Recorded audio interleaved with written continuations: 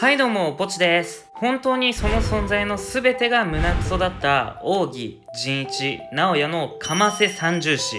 しかし、もう二度と直哉のあの減らず口が聞けなくなると思うと、それはそれで寂しいなと思ってしまうのは僕だけでしょうか。ということで本日も151話の考察を行っていこうと思います。本動画は最新話までのネタバレを含みますのでご注意ください。また本日も21時から YouTube ライブを行いますので、お時間がある方はぜひ覗いてみてください。それでは早速やっていきましょう。レッツ領域展開。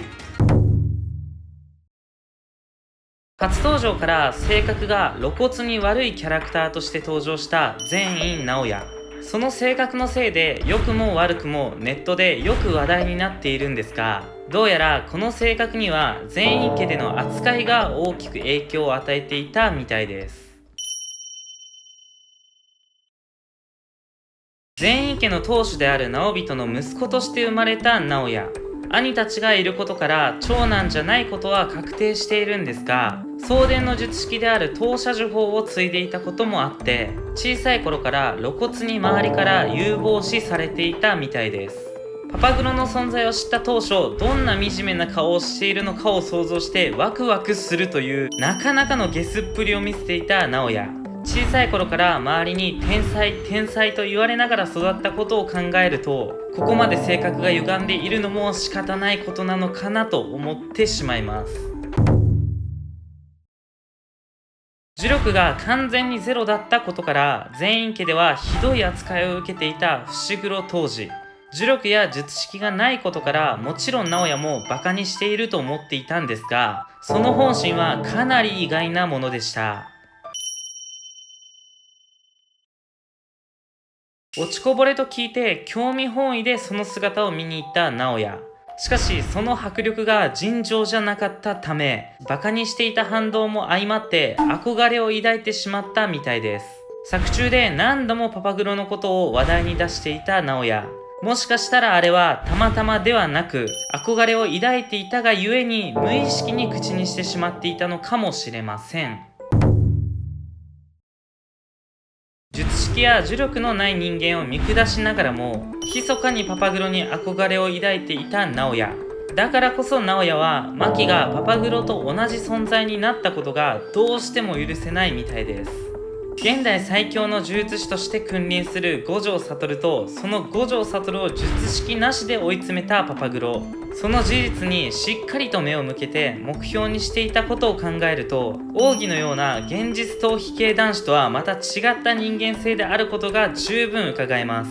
五条悟の一つ下の年である直哉。高専には行っていないので手合わせなどはしたことはなさそうなんですが、憧れのパパグロを破った存在としてかなり意識していた可能性は高そうです。投射呪法を使いスピードでマキを圧倒する直哉。どうやら通常の効果ではここまでのスピードは出せないみたいなんですが、投射呪法ならではのある裏技を使うことによってこのスピードを実現させているみたいです。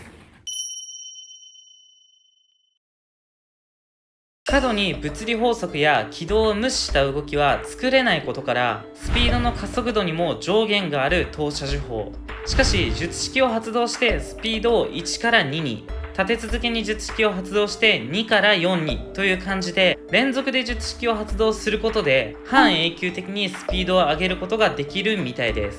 五条悟に次ぐ最速の呪術師であった直人。そう考えるとスピードメインでもないのに最速の呪術師である五条悟はヤバすぎますよね。長宗戦での敗北を思い出し、最高速度でマキを追い詰めていく直哉。長期戦になればなるほど不利だと考えたマキは短期決戦に持ち込むためにある構えに入ります。横綱が土俵入りする際の型の一つである不知火型。8代目横綱不知火濁右衛門と11代目横綱不知火光右衛門が始めたと言われているんですが、相撲界では攻めを象徴する豪快な型とされているみたいです。スピードに押されて防戦一方だった牧。連戦の影響でここまでボロボロの状態にもかかわらず攻める気満々というのは、戦っている相手からすると正直めちゃくちゃ怖いと思うんで、少しだけ直哉に同情してしまいました。牧が不知火型を構える様子を見て玉砕覚悟で攻撃すると予想した直哉。しかし完璧なフィジカルギフテッドを手に入れた牧の一手はその予想をはるかに超えるものでした。1秒間に24フレームで動くことを相手にも強制でき、失敗すればフリーズさせることができる投射呪法。とても瞬時に対応できるものではないことから相手に強制させればフリーズはほぼ確定なんですが、覚醒した牧はまさかのその動きに対応しカウンターを繰り出すことに成功してしまいました。大体のことはゴリ押しでなんとかなってしまうフィジカルギフテッド。まさか牧が投射呪法の動きに対応してくるとは予想もしていなかったこともあり、もろにカウンターを頬に受けるという形で直哉は KO されてしまいました。先週の150話で一瞬で壊滅してしまったククル隊と兵。筆頭である直哉が倒されたことからおそらく再び登場することはなさそうなんですが、本当に壊滅したのかどうかは少し疑問に思っています。というのも実は次期党首候補だった直哉には兄が数人いることが明らかになっています。また長宗戦では兄たちは刀をぶら下げているという説明があったんですが、そう考えると全員家で現在も呪術師として在籍している可能性がかなり高いですよね。直人の息子でありながら党首候補にすら選ばれていなかった直哉の兄たち。もしかしたら牧が倒したククル隊や兵の中に直哉の兄たちが混ざっていた可能性もあったりするんでしょうか。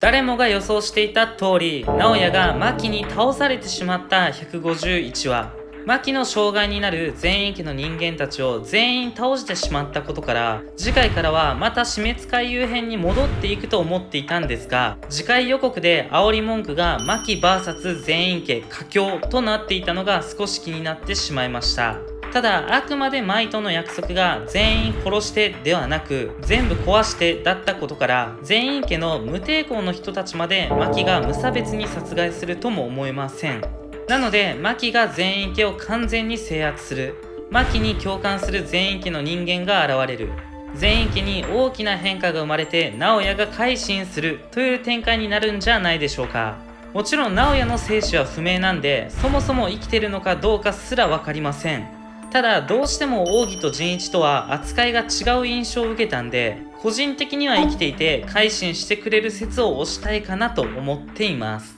ということでいかがだったでしょうか。最初は胸クソだった全員家の騒動も牧が無双してくれたおかげでかなりスカッとしましたよね。女性が戦力外として差別されていたために逆に被害者がほとんど出なかったこの騒動。今後牧が全員家の当主になるとしたら、ぜひ男女平等な家計を目指してほしいと思っています。それでは本日はここまでにしようと思います。ぜひチャンネル登録やグッドボタンも忘れなく。次の動画で会いましょう。バイバイ。